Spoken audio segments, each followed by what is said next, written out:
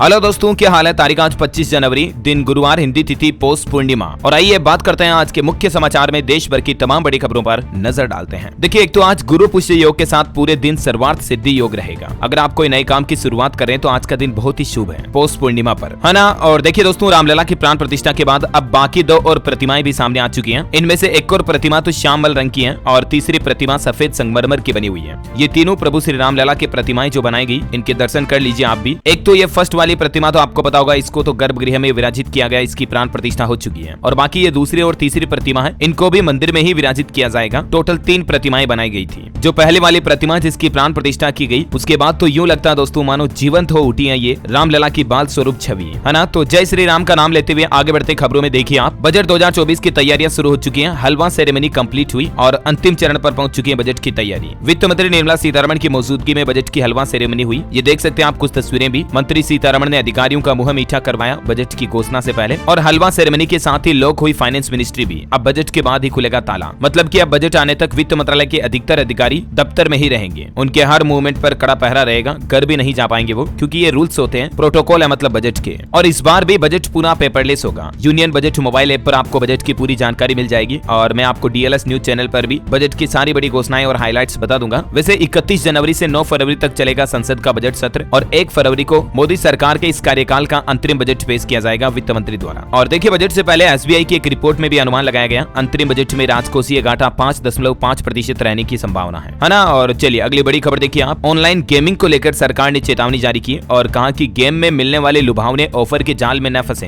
खास करके बच्चे इस बात का ध्यान रखें, स्मार्ट खेलें और सुरक्षित रहें। हाल ही में गेमिंग एप्स के माध्यम से कई सारी धोखाधड़ी की घटनाएं सामने आई और उसके बाद गृह मंत्रालय की तरफ से ऑनलाइन गेमिंग खेलने वालों के लिए ये सावधानी बरतने की चेतावनी जारी की गई है। हाल ही में सरकार का कहना है कि 500 से भी ज्यादा गेम एप्लीकेशन को बंद भी किया गया और बच्चे गेम खेलते समय कोई भी निजी जानकारी शेयर ना करें, चैट या फोरम के माध्यम से। चलिए अगली बड़ी खबर देखिए आप। सुप्रीम कोर्ट में पहली बार होंगे 3 दलित जज। CJI DY Chandrachud justice Prasanna B Varale को आज शपथ दिलाएंगे। सुप्रीम कोर्ट में जस्टिस BR गवई और जस्टिस CT रवि कुमार भी दलित हैं और गवई देश के पहले चीफ जस्टिस भी बनेंगे। चलिए अगली खबर है। देश के प्रधानमंत्री नरेंद्र मोदी एनसीसी कैडेट्स के कार्यक्रम में शामिल हुए और वहां बोले कि आपकी जनरेशन को जेन जी कहा जाता है, लेकिन मैं आपको अमृत पीढ़ी कहूंगा। और पीएम मोदी ने कल के गणतंत्र दिवस के लिए भी कहा कि ये 75वां गणतंत्र दिवस देश की नारी शक्ति को समर्पित किया जाएगा। ये देख सकते हैं आप कुछ तस्वीरें एनसीसी कैडेट्स के कार्यक्रम में प्रस्तुति देती हुई छात्र छात्राएं। और वहीं आज गुरुवार को प्रधानमंत्री Narendra Modi 50 lakh first time voters के साथ वर्चुअल संवाद भी करेंगे। लोकसभा चुनाव में पहली बार वोट करने जा रहे 7 करोड़ से ज्यादा फर्स्ट टाइम वोटरों को लुभाने के लिए पीएम मोदी खुद मोर्चा संभालने जा रहे हैं और आज वर्चुअली डिजिटली तरीके से उनके साथ बातचीत करेंगे प्रधानमंत्री। और रामलला की प्राण प्रतिष्ठा के बाद पीएम मोदी आज से चुनावी संकनाद की शुरुआत भी करेंगे। उत्तर प्रदेश के बुलंदशहर में आज उनकी चुनावी रैली भी होगी। अच्छा, और वहीं पीएम मोदी आज राजस्थान जयपुर का भी दौरा करेंगे। उनके साथ में फ्रांस के राष्ट्रपति मैक्रोन भी आएंगे। जयपुर में त्रिपोलिया से मेगा रोड शो का आयोजन भी होगा और फ्रांस के राष्ट्रपति और पीएम मोदी मिलकर होरिजन 2047 की शुरुआत करेंगे। भारत फ्रांस रणनीतिक साझेदारी की आज 25वीं वर्षगांठ भी है और इस मौके पर जयपुर में दोनों देशों के प्रमुखों की मुलाकात होगी और आने वाले 2047 तक विकसित भारत के दौरान फ्रांस भारत के बीच राजनीतिक संबंधों को लेकर आगे के प्लान बनाए जाएंगे। चलिए बड़ी खबर देखिए आप। संयुक्त किसान मोर्चा ने अगले महीने 16 फरवरी को भारत बंद का ऐलान किया है। किसानों के नेता राकेश टिकैत ने कहा कि सरकार किसानों की कई मांगे नहीं मान रही है और इसलिए किसान मोर्चा अगले महीने 16 फरवरी को भारत बंद बुलाएगा। चलिए खबर है, उदय ने एनआरआई के लिए बदले आधार अपडेशन के नियम। विदेश में रहने वाली भारतीयों को फॉलो करने होंगे ये स्टेप्स। उदय यानी कि unique identification authority of India, जो आधार मैनेजमेंट की सरकारी संस्था है, उसकी तरफ से नियमों में ये बदलाव किया गया है। एनआरआई यानी नॉन रेजिडेंट इंडियंस के लिए, जो प्रवासी भारतीय हैं, उनके लिए ये नई नियमावली जारी की गई है। और नए नियम के मुताबिक वैध भारतीय पासपोर्ट रखने वाले एनआरआई दोनों नाबालिग और वयस्क किसी भी आधार केंद्र पर आधार के लिए आवेदन करने के पात्र होंगे अब। और इससे अप्रवासी भारतीयों को राहत मिलेगी, आधार कार्ड बनाने में आसानी होगी कुल मिलाकर, है ना। हालांकि इसमें उनके लिए एक ईमेल एड्रेस जरूरी होगा और कुछ कॉन्टेक्ट डिटेल्स और भी देने पड़ेंगे अलग अलग फॉर्म के माध्यम से, जिसकी डिटेल जानकारी आप देख सकते हैं। चलिए अगला अपडेट देखिए दोस्तों। गिफ्ट IFSC को लेकर सरकार ने नया नियम जारी किया। अब भारतीय कंपनियों की भी होगी डायरेक्ट लिस्टिंग। सरकार ने विदेशी मुद्रा प्रबंधन नियमों में संशोधन कर बुधवार को भारतीय कंपनियों को गिफ्ट IFSC के अंतर्राष्ट्रीय एक्सचेंजों पर प्रतिभूतियों की सीधी लिस्टिंग की अनुमति दे दी है। अच्छा, इससे फायदा ये होगा कि जो भारतीय कंपनियां हैं उनमें विदेशी निवेश को बढ़ावा मिलेगा। जैसे हमारे इंडियन स्टॉक मार्केट है ना, BSE NSE स्टॉक एक्सचेंज, अभी गिफ्ट सिटी में 2 ही इंटरनेशनल एक्सचेंज पर काम कर रहे हैं, लेकिन सरकार के इस नए फैसले से भारतीय कंपनियों में विदेशी निवेश और बढ़ेगा। ज्यादा जानकारी देख सकते हैं आप इस बारे में। चलिए खबर है, रिपब्लिक डे को लेकर अपडेट आ रहा है कि इस साल महिलाएं करेगी 75वें गणतंत्र दिवस की अगुवाई। महिला सशक्तिकरण पर खास फोकस रहेगा और रिपब्लिक डे परेड में AI यानी कि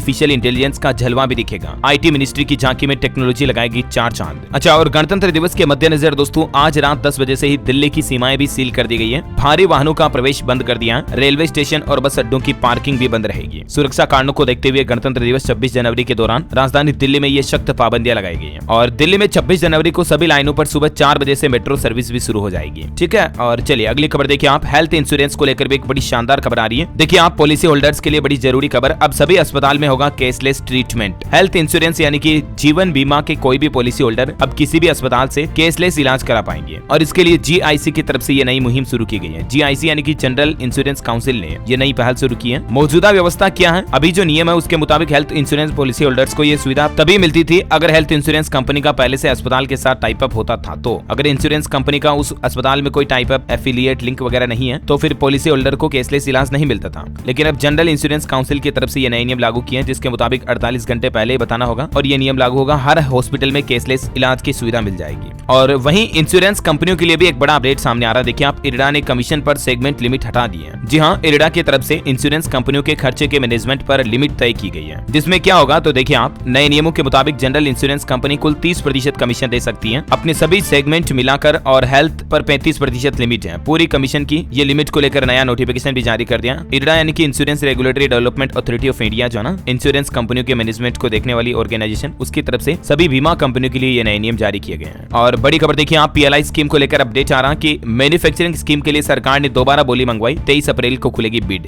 और चलिए अगली बड़ी खबर देखिए आप, केंद्र सरकार की तरफ से अनुवादिनी मोबाइल ऐप लॉन्च किया गया है। और ये मोबाइल ऐप क्या है, इसका क्या फायदा होगा? तो ये एक बहुभाषी शिक्षा के लिए सरकार ने मोबाइल ऐप लॉन्च किया है। मल्टी लैंग्वेज में आप एजुकेशन यानी कि शिक्षा से जुड़े कंटेंट, स्टडी मटेरियल को यूज कर पाएंगे। आर्टिफिशियल इंटेलिजेंस आधारित ये प्लेटफॉर्म है अनुवादिनी, जिस पर आप शिक्षा से जुड़े डॉक्यूमेंट को अलग अलग भाषाओं में ट्रांसलेट कर पाएंगे AI के जरिए, है ना। ये देख सकते हैं आप, शिक्षा मंत्रालय द्वारा इस संबंध में आदेश भी जारी किया गया। चलिए अगली बड़ी खबर है, असम राज्य में राहुल गांधी के साथ हुई कंट्रोवर्सी को लेकर असम के मुख्यमंत्री हेमंत बिश्व शर्मा बोले कि लोकसभा चुनाव के बाद राहुल को गिरफ्तार करेंगे। 23 जनवरी को कार्यकर्ताओं ने बैरिकेडिंग तोड़ी थी, आपको पता होगा। राहुल पर उन कार्यकर्ताओं को उकसाने का आरोप भी लगा है और अब असम के मुख्यमंत्री की तरफ से ये राहुल की गिरफ्तारी को लेकर भी बात कही गई है। अच्छा, और राजनीति यानी कि पॉलिटिक्स से जुड़े कुछ और अपडेट देखिए आप। पश्चिम बंगाल में लोकसभा चुनाव अकेले लड़ेगी TMC। मुख्यमंत्री ममता बनर्जी बोली कि कांग्रेस ने सीट शेयरिंग का प्रस्ताव ठुकराया, इंडी गठबंधन में बनी रहूंगी, ये उनका कहना है। अच्छा, और इधर पंजाब में भी सरकार का कहना कि लोकसभा चुनाव अकेले लड़ेगी आम आदमी पार्टी। इंडी गठबंधन की मीटिंग में केजरीवाल ये ऑफर भी रखेंगे। देखिए मतलब विपक्ष ने गठबंधन भले ही बना दिया लेकिन कोई साथ में नहीं रहना चाह रहा। इनकी ही एकता नहीं है तो क्या ये बीजेपी को हरा देंगे? बहरहाल अगली बड़ी खबर देखिए आप, अब स्क्रैप सेंटर लगाना होगा आसान, सरकार ने जारी किया ड्राफ्ट नोटिफिकेशन। सड़क परिवहन मंत्रालय की तरफ से वाहन स्क्रैपिंग सेंटर को लेकर एक नया आदेश जारी किया है और इस संबंध में 30 दिनों के अंदर सुझाव और आपत्ति भी मांगे हैं। अच्छा, ये जो नया सिस्टम बनाया जा रहा है नया आदेश के तहत, इसके तहत स्क्रैप सेंटर खोलना आसान होगा। अच्छा, इसमें क्या क्या रूल्स होंगे देखिए आप। नोटिफिकेशन के मुताबिक स्क्रैप सेंटर खोलने से पहले राज्य के प्रदूषण नियंत्रण बोर्ड से CTE और CTO से सर्टिफिकेट प्राप्त करना होगा। फिर CTE CTO के 60 दिन बाद स्थापना की मंजूरी मिल जाएगी और सर्टिफिकेट की वैधता 2 साल से बढ़ाकर 3 साल कर दी गई है। इसके अलावा भी कुछ और जानकारी आप स्क्रीन पर देख सकते हैं। और वहीं देखिए आप बड़ी खबर दोस्तों, हरियाणा में चलती बस के ड्राइवर को हार्ट अटैक आ गया, फिर बस फुटपाथ पर टकराई, कंडक्टर ने 3 किलोमीटर बाद बस को रोकी, चंडीगढ़ से बैठी 20 सवारियां बाल बाल बची। हालांकि गनीमत रही दोस्तों की कोई बड़ा हादसा नहीं हुआ, वरना कई लोगों की जान जा सकती थी। आपने भी महसूस किया होगा दोस्तों, कोरोना की वैक्सीन के बाद तो हार्ट अटैक के मामले काफी ज्यादा आने लग गए हैं। ये देखिए एक और घटना, आप कल ही मध्य प्रदेश में क्रिकेट खेलते दौरान सेना के एक जवान को, मतलब इंडियन आर्मी का जवान है, उसको हार्ट अटैक आ गया, जबकि वो तो कितने फिट होते हैं, एक्सरसाइज वर्कआउट उनकी ट्रेनिंग कितनी स्ट्रॉन्ग होती है, उसके बावजूद देखिए। राजस्थान राज्य से भी एक बड़ी चौंकाने वाली खबर आ रही कि 50 साल की उम्र पार कर चुके चालक जो बसें चला रहे हैं, लेकिन हैरानी की बात यह कि कई चालकों में BP, शुगर और हार्ट की बीमारियों से जुड़ी परेशानियां भी हैं। उसके बावजूद 50 साल से ज्यादा उम्र के ड्राइवर जो बसें चला रहे धड़ल्ले से, रोडवेज बसें। अब सरकार को इनको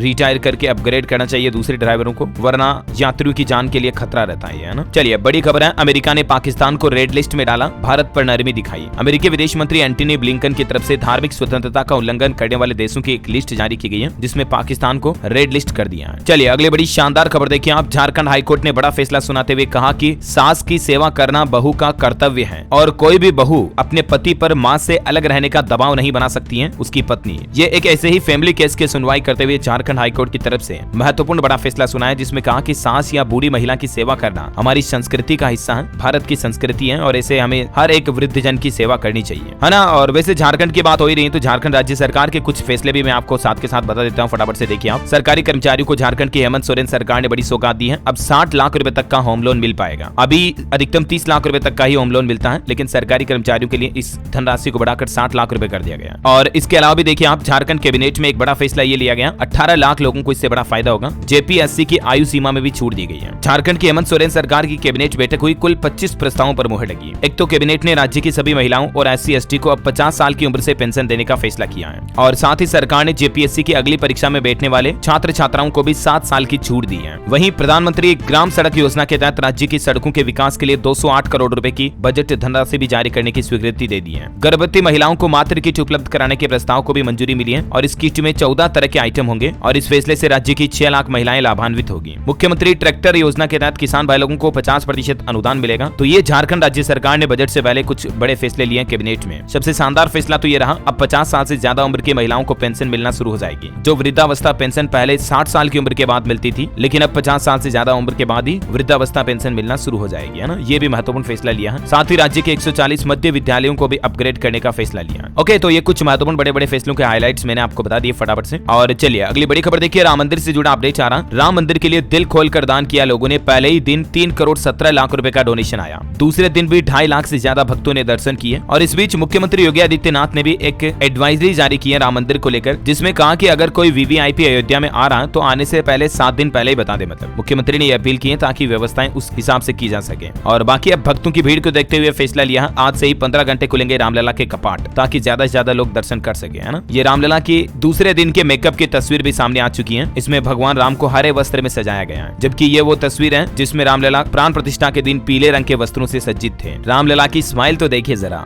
दिल छू जाता है मुस्कुराहट को देखकर। कितनी तारीफ करूं जितनी कम है यार। दर्शन कर लीजिए आप भी हाथ जोड़कर। और देखिए राम मंदिर की नई मूर्ति का नाम बालक राम रखा गया, मैंने आपको कल ही बताया था, क्योंकि प्रभु श्री राम बच्चे की तरह दिखते हैं। इस प्रतिमा में उनकी उम्र 5 साल है। और अयोध्या में लगातार श्रद्धालुओं की भीड़ संख्या भी बढ़ती जा रही है। भीषण ठंड होने के बावजूद खचाखच भीड़ भरी हुई है। ये तस्वीरें देखकर आप अंदाजा लगा सकते हैं कि रामलला की एक झलक मात्र पाने के लिए कितने आतुर हैं लोग बाग। आप तो घर बैठे ही दर्शन कर लो DLS न्यूज के माध्यम से, ठीक है। कभी मौका मिले तो जाएंगे, तब तक दर्शन तो कर लो। और वहीं देखिए दोस्तों, राम मंदिर के उद्घाटन और प्राण प्रतिष्ठा के बाद अब दुनिया के इस्लामिक देशों के संगठन को भी मिर्ची लग रही है। OIC की तरफ से राम मंदिर पर प्रतिक्रिया दी गई, जिसमें कहा कि बाबरी मस्जिद को मिटा करके यहाँ मंदिर बनाया गया और इसलिए हम इसकी निंदा करते हैं। ये कहना है मुस्लिम संगठनों का। वो बोले कि हमारे धार्मिक स्थल को मिटाया गया। पाकिस्तान ने भी इससे पहले कहा था कि ये भारतीय लोकतंत्र पर कलंक है। देखिए दुनिया भर के मुस्लिमों को मिर्ची लग रही, पता नहीं किस बात की, जबकि ये फैसला सुप्रीम कोर्ट सर्वोच्च न्यायालय की तरफ से सुनाया गया। खैर चाहे किसको भी कितनी मिर्ची लगे, होना जाना तो किसी से कुछ है नहीं। जो होना था तो वो तो हो गया। रामलला अवतरित हो गए कलयुग में। इससे पहले त्रेता युग में आए थे और अब कलयुग में भी आ चुके हैं। और अब तो भारत में हमेशा हमेशा के लिए श्री राम रहेंगे। किसी की हिम्मत नहीं, किसी की औकात नहीं कि आप प्रभु श्री राम को ऐसे बेघर कर दे। सही है या नहीं दोस्तों? अगर आप भी मेरी बात से सहमत हैं तो इस वीडियो पर एक लाइक करके बताइए मुझे, और कमेंट बॉक्स में जय जय श्री राम लिख दीजिए, भर दीजिए फुल कमेंट बॉक्स को। गुस्सा आता मुझे जब ऐसे लोग उल्टी सीधी बातें करते, तो क्या कहूं अब इनके बारे में। वैसे रामलला से जुड़े कुछ और अपडेट भी देखिए आप। छत्तीसगढ़ सरकार अयोध्या में 60 दिन तक भंडारा चलाएगी। और अभी राम मंदिर प्राण प्रतिष्ठा के बाद भारत चीन बॉर्डर पर जय श्री राम बोलते हुए दोनों देशों के सैनिकों का एक वीडियो भी सोशल मीडिया पर वायरल हो रहा है। हालांकि इसकी पुष्टि हम नहीं करते हैं। अच्छा, राम मंदिर के बाद देखिए अब आप, ज्ञान व्यापी ASI सर्वे की रिपोर्ट भी हिंदू मुस्लिम पक्ष को सौंपी जाएगी। जो वाराणसी में मसला चल रहा ना, उसको लेकर वकील विष्णु शंकर जैन का कहना कि कोर्ट में सहमति बनी कि रिपोर्ट की हार्ड कॉपी दी जाएगी। और आज 25 जनवरी से ही राम भद्राचार्य की राम कथा भी शुरू होने जा रही है। उत्तर प्रदेश हाथरस के लाड़पुर में 1100 कलश की शोभा यात्रा भी निकाली जाएगी। तो ये रामलला को लेकर एक साथ कुछ अपडेट्स थे, मैंने आपको बता दिए। और चलिए आगे बढ़ते हैं खबरों में। देखिए स्पेस साइंस से बड़ी खबर आ रही है। नासा ने शेयर की पृथ्वी से 6000 प्रकाश वर्ष दूर स्नोमैन की तस्वीर। सोशल मीडिया पर यह तस्वीर काफी वायरल हो रही है। हबल टेलीस्कोप ने कैद की है ये खूबसूरत तस्वीर। अंतरिक्ष में गैलेक्सी आकाश गंगाओं की देख सकते हैं आप। और वही देखिए बड़ी खबर खेल समाचार पर अपडेट है। आज इंडिया वर्सेस इंग्लैंड के बीच क्रिकेट मैच शुरू होने जा रहा। हालांकि हॉटस्टार या सोनी लिव पर आप लाइव नहीं देख पाएंगे, बल्कि कहां देख पाएंगे तो आपको बता दूं, ये मैच टेस्ट मैच होंगे। ये एक तो 25 जनवरी से शुरू होंगे, जो 29 तारीख तक चलेंगे, ठीक है। और भारत इंग्लैंड के बीच पहला टेस्ट मैच हैदराबाद के राजीव गांधी क्रिकेट स्टेडियम में खेला जाएगा। आज सुबह 9:30 बजे शुरू होगा। और ये आप लाइव स्ट्रीम देखना चाहते हैं तो आप जियो सिनेमा पर या नेटवर्क 18 पर देख पाएंगे। और वहीं देखिए दोस्तों, अंतर्राष्ट्रीय न्यूज से कुछ बड़ी दुखद घटनाएं सामने आ रही हैं। एक तो रूसी मिलिट्री प्लेन क्रैश में 74 लोगों की मौत हो गई।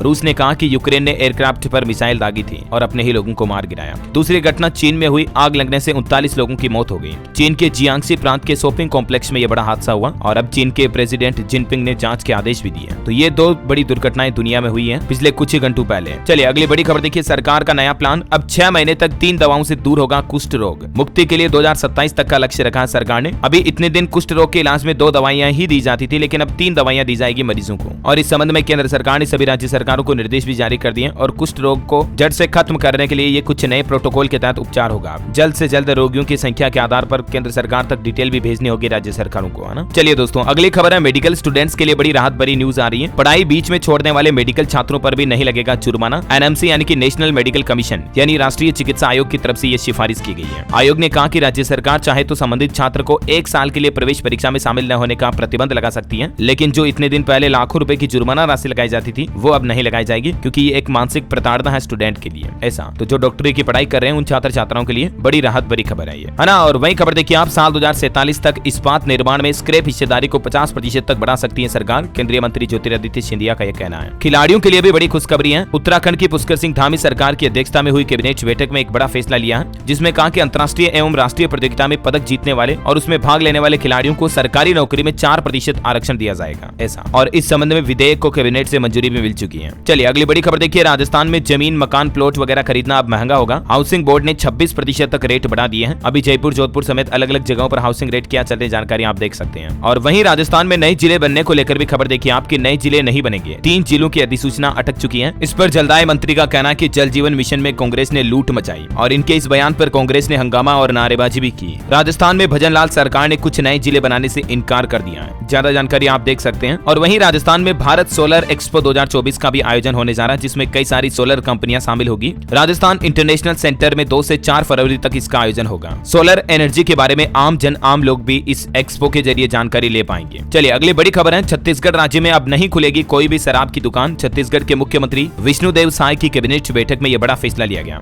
कि राज्य में अब एक भी नई शराब की दुकान नहीं खोली जाएगी। और साथ ही छत्तीसगढ़ में बजट के मसौदे को भी मंजूरी मिल चुकी है। और भी ये छत्तीसगढ़ कैबिनेट के कुछ अहम बड़े फैसले आप स्क्रीन पर देख सकते हैं। अच्छा, और वही देखिए दोस्तों, पंजाब के भगवंत मान सरकार ने भी लगभग 11 लाख राशन कार्ड बहाल कर दिए हैं। कैबिनेट बैठक में शिक्षक तबादला नीति को मंजूरी दी और एक घोषणा ये भी की है कि शहीदों की पत्नियों को अब 10,000 रुपए पेंशन मिलेगी। छत्तीसगढ़ के भगवंत मान की अध्यक्षता में कैबिनेट मीटिंग हुई, पंजाब राज्य में, और कैबिनेट मीटिंग में ये कुछ अहम फैसले लिए गए। एक तो जो पहले 10,77,000 राशन कार्ड काटे गए थे, जिनके नाम कट कर दिए थे, उन्हें वापस बहाल कर दिया है। और जल्दी पंजाब सरकार राशन की डोर स्टेप डिलीवरी भी शुरू करेगी। और सरकार का कहना कि 27 जनवरी को सड़क सुरक्षा फोर्स भी लॉन्च की जाएगी। और शहीद फौजियों की विधवाओं को जो पहले पेंशन 6,000 मिलती थी, उसको बढ़ाकर 10,000 कर दिया है हर महीना। साथ ही राज्य में फरिश्ते स्कीम को भी मंजूरी दी गई है। इसके तहत सड़क हादसे में घायल हुए व्यक्ति का पूरा इलाज फ्री किया जाएगा। और इतना ही नहीं, घायल व्यक्ति को अस्पताल पहुंचाने वाले को इनाम भी दिया जाएगा, है ना। तो दोस्तों, ये पंजाब के भगवंत मान सरकार के कुछ कैबिनेट के अहम फैसले रहे। और चलिए, उत्तराखंड में भी कैबिनेट बैठक हुई, जिसमें मुख्यमंत्री पुष्कर सिंह धामी के कुछ बड़े फैसले देखिए आप। प्रदेश में 20 रुपए गन्ना का मूल्य बढ़ा दिया, एमएसपी पर कीमत बढ़ाई गई और खिलाड़ियों को 4% आरक्षण मिलेगा नौकरी में। ये तो मैंने आपको बताया ही, ठीक है। इसके अलावा कुछ और कैबिनेट फैसलों में, चाइल्ड केयर लीव में अब 2 साल तक पूरा वेतन मिलेगा। नदियों में खनन में अब मशीनों का उपयोग हो सकेगा। फोटोग्राफी और मॉनिटरिंग होगी हालांकि। बाकी और इसी तरह से टोटल 18 नए फैसले लिए उत्तराखंड सरकार ने कैबिनेट बैठक में।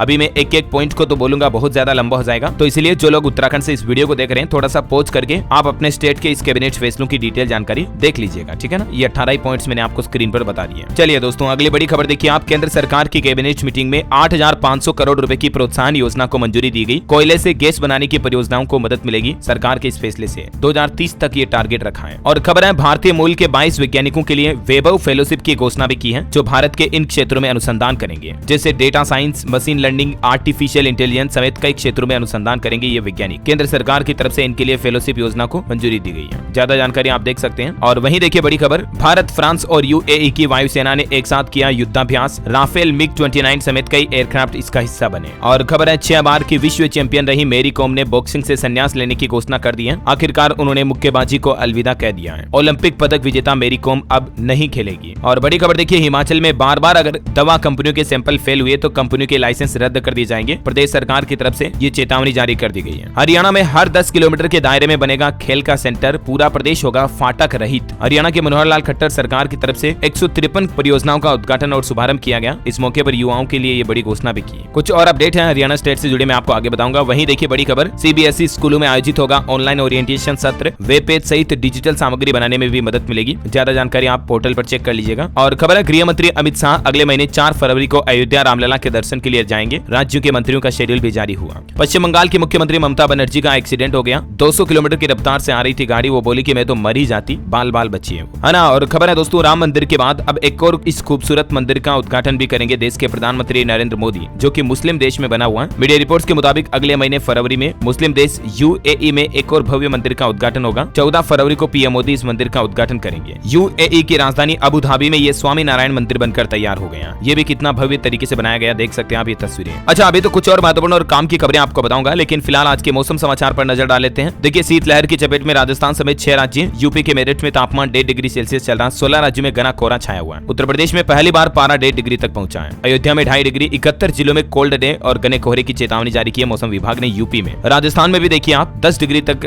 लुढ़क चुका कई जगहों पर पारा। छत्तीसगढ़ रायपुर में देर रात बारिश हुई। 27 जनवरी तक मौसम ऐसा ही रहेगा। कुछ जिलों में आज भी बारिश की संभावना। हरियाणा में 26 दिन से बहुत तेज ठंड पड़ रही है। कोल्ड डे का अलर्ट। 2 जिलों में पाला जमने के भी आसार है। पंजाब हरियाणा में धुंध, विजिबिलिटी बहुत कम है। ये देख सकते हैं आप कुछ तस्वीरें। हिमाचल में बारिश और बर्फबारी की भी संभावना है। चंडीगढ़ में भी ठंड से अभी राहत नहीं मिलेगी। 25 और 27 जनवरी को बादल छाए रहेंगे। झारखंड के दक्षिण मध्य इलाकों में बारिश की संभावना। रांची समेत 8 जिलों में न्यूनतम तापमान 8 डिग्री से नीचे आया। और स्काईमेट वेदर की रिपोर्ट के मुताबिक अगले 24 घंटों के दौरान किन किन राज्यों में बारिश की संभावना है, जिसकी जानकारी भी आप देख सकते हैं स्क्रीन पर, है ना। और चलिए दोस्तों, मौसम के बाद कुछ और महत्वपूर्ण बड़ी काम की खबरें देख लेते हैं फटाफट से। देखिए आप, चीन सीमा से सटा जादूंग गांव अब होगा जीवंत। मुख्यमंत्री पुष्कर सिंह धामी कैबिनेट बैठक में होम स्टे क्लस्टर योजना पर मुहर लगाई गई। उत्तराखंड सरकार ने एक और नया प्लान बनाया है पलायन रोकने के लिए। चीन नेपाल सीमा पर खुलेगी 15 पुलिस चेक पोस्ट भी। और उत्तर प्रदेश के मुख्यमंत्री योगी आदित्यनाथ ने यूपी दिवस समारोह का उद्घाटन किया। नए एंटरप्रेन्योर्स के लिए ये बड़ी घोषणा भी कर दी है। सीएम योगी का कहना है कि प्रदेश में नए उद्यमियों को अपना खुद का लघु उद्योग स्थापित करने के लिए 2 लाख रुपए तक का ब्याज मुक्त ऋण देने की योजना लाई जाएगी और ऋण की समय से वापसी कर 5 लाख रुपए का और लोन लिया जा सकेगा। ये मतलब युवाओं के लिए खुद का काम धंधा बिजनेस शुरू करने के लिए मुख्यमंत्री योगी आदित्यनाथ की तरफ से शानदार फैसला लिया गया। अच्छा, और वहीं देखिए दोस्तों, बिहार में बीपीएससी टीचर ट्रांसफर को लेकर नई जानकारी सामने आई है। अब 3 साल तक और इंतजार करना पड़ेगा, उससे पहले स्थानांतरण यानी कि ट्रांसफर नहीं होगा। चलिए दोस्तों, अगला अपडेट है सेबी का एक नया नियम स्टॉक मार्केट से जुड़े लोगों के लिए कि अब इस सिस्टम के जरिए कर्मचारियों को प्रोमोटर ऑफर कर सकेंगे शेयर। कंपनियों के कर्मचारियों के लिए ऑफर्स के मामले में मौजूदा सिस्टम के अलावा और एक नई व्यवस्था होगी। ये सेबी का नया अपडेट है। अब इस नए सिस्टम नई नियम की ज्यादा जानकारी आप स्क्रीन पर देख सकते हैं, थोड़ा सा वीडियो को पॉज करके। और खबर है दोस्तों, उत्तर प्रदेश में आज बंद रहेंगे सभी सरकारी व प्राइवेट स्कूल। योगी सरकार की तरफ से यह फैसला लिया गया। 25 जनवरी को सभी स्कूलों में छुट्टी रहेगी, नर्सरी से लेकर 12वीं तक। मोहम्मद हजरत अली की जयंती के उपलक्ष्य में ये योगी सरकार की तरफ से छुट्टी का नोटिस जारी किया गया। ठीक है, और उत्तर प्रदेश में देखिए, इन शहरों में रुकेगा अवैध इमारतों का निर्माण। योगी सरकार ने नए मास्टर प्लान को भी मंजूरी दी है। 2031 का ये मास्टर प्लान है, जिसके तहत वाराणसी और गोरखपुर में अब भवनों के नक्शे पास किए जाएंगे और नक्शे के आधार पर ही इमारतों का निर्माण होगा। ये नया प्लान बनाया सीएम योगी ने। साथ ही यूपी में गेहूं के समर्थन मूल्य में भी बदलाव किया गया। 2275 रुपए प्रति क्विंटल निर्धारित किया गया। 15 मार्च से गेहूं की खरीदारी शुरू हो जाएगी। और बड़ी खबर देखिए आप, छत्तीसगढ़ सरकार ने भी छुट्टियों का ऐलान कर दिया। 3 स्थानीय अवकाश की घोषित। सामान्य प्रशासन विभाग की तरफ से आदेश जारी किया गया है और इस आदेश में 3 छुट्टियां कौन कौन सी किस किस तारीख पर रहेगी देख सकते हैं, नाग पंचमी, महानवमी त्योहार को लेकर। और चलिए कुछ मार्केट से जुड़े अपडेट्स बता देता हूं आपको फटाफट से। देखिए, एयर इंडिया पर डीजीसीए ने 1 करोड़ 10 लाख का जुर्माना लगाया सेफ्टी नियमों के उल्लंघन पर। सोने के खिलाफ नेशनल कंपनी लॉ ट्रिब्यूनल पहुंची जी, मर्जर की डील कैंसिल करने की मांग को लेकर। और एप्पल कंपनी अपनी पहली इलेक्ट्रिक कार साल 2028 में लाएगी। टेस्ला की तरह ऑटोमेशन ड्राइव फीचर मिलेंगे। सिट्रोन EC3 शाइन भी लॉन्च हो चुकी है। कीमत इसकी 13,20,000 रुपए शुरुआती प्राइस। 320 किलोमीटर की रेंज का दावा किया कंपनी ने। टाटा पंच EV से इसका मुकाबला होगा। और रिवोल्ट की RV400 VRZ इलेक्ट्रिक बाइक भी लॉन्च हो चुकी है। 1,38,000 रुपए में फुल चार्ज करने पर 150 किलोमीटर चलेगी। निवेशकों के लिए आईपीओ पर अपडेट है। BLS ई सर्विसेज ने 129 से 135 रुपए तय किया आईपीओ का प्राइस बैंड। 30 जनवरी से 1 फरवरी तक ये आईपीओ ओपन रहेगा। चलिए मार्केट के बाद कुछ और अपडेट्स आपको फटाफट से बता देता हूं। देखिए आप, 26 जनवरी पर मध्य प्रदेश में जनपद मुख्यालय में भी समारोह पूर्वक फहराएंगे झंडा। GAD की तरफ से जारी किए गए निर्देश। और MP के शेहोर में मादा चीता ज्वाला ने 3 और शावकों को जन्म दिया। खूनों से 20 दिन में ये दूसरी बड़ी खुशखबरी आई है। मध्य प्रदेश में अगले 3 महीनों में 25,000 मकानों में सोलर पैनल लगाए जाएंगे। भोपाल निगम ने रहवासी संघों के साथ इस संबंध में मीटिंग की और मार्च तक का टारगेट भी तय किया। भोपाल को सोलर सिटी बनाने के लिए ये नई पहल सरकार शुरू करने जा रही है। और MP में अगर आवारा कुत्ता आपको परेशान कर रहा गली मोहल्ले में, तो आप 155304 पर कॉल करके शिकायत दर्ज करा सकते हैं। भोपाल से ये नई पहल शुरू की है। और वही देखिए आप, राजस्थान में 2000 कर्मचारियों को हटाया गया क्योंकि ये कर्मचारी रिटायर होने के बाद भी ठेके पर काम कर रहे थे। अब नगर विकास विभाग की तरफ से आदेश जारी किए गए। वहीं राजस्थान सरकार का कहना है कि कांग्रेस ने, मतलब पिछली वाली सरकार ने 90,000 करोड़ का घाटा दिया। जोधपुर में सीएम बोले कि जो गलत करेगा वो CBI से डरेगा। राजस्थान के मुख्यमंत्री भजन लाल का कहना है कि बंद नहीं हुई OPS योजना, बल्कि इसमें एक संशोधित आदेश भी निकाल दिया है। कृषि आयुक्तालय की तरफ से ये संशोधित आदेश जारी किया गया, जिसको लेकर अब बवाल भी मच रहा है। अगर OPS योजना बंद नहीं हुई तो फिर फायदा देना चाहिए कर्मचारियों को। अब ये नया आदेश क्या निकाला और पहले आदेश में NPS का क्या जिक्र किया गया, जिसकी जानकारी भी आप स्क्रीन पर देख सकते हैं। चलिए अगली खबर है, छत्तीसगढ़ राज्य में 1 मार्च तक बढ़ाई जाए धान की खरीद तारीख। दीपक बेच बोले कि धान खरीदी अभी भी अधूरा है। 5 लाख से ज्यादा किसान नहीं बेच पाए अपनी फसल। हरियाणा के मुख्यमंत्री मनोहर लाल खट्टर सरकार का कहना है कि सबको सरकारी नौकरी देना तो संभव है नहीं। 9.5 साल में हमने 30 लाख नौकरियां दी। हिसार से 2000 करोड़ के प्रोजेक्ट शुरू करते हुए हरियाणा CM मनोहर लाल खट्टर ने यह घोषणा की है। वैसे हरियाणा में 6000 पुलिस कांस्टेबल की भर्तियों का रास्ता भी साफ हो चुका है। बैठक के बिना ही नियमों को मंत्रिमंडल ने मंजूरी दे दी है और अब जल्द ही ये वैकेंसी शुरू हो जाएगी। संशोधित नियम भी मंजूर हो चुके हैं। और वैसे भर्तियों वगैरह की बात हो रही है तो कुछ एजुकेशनल अपडेट्स भी आपको बता देता हूँ साथ के साथ फटाफट से। देखिए सरकारी नौकरी पर एक और अच्छी खबर है। दिल्ली में होमगार्ड के 10,285 पदों पर भी भर्ती निकली हुई है। 12वीं पास के लिए मौका है।